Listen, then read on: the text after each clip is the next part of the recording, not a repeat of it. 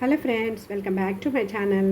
ఈరోజు tea time snack పునుగులు చేశానండి. ఇడ్లీ పిండి కొంచెం మిగిలిందనమాట.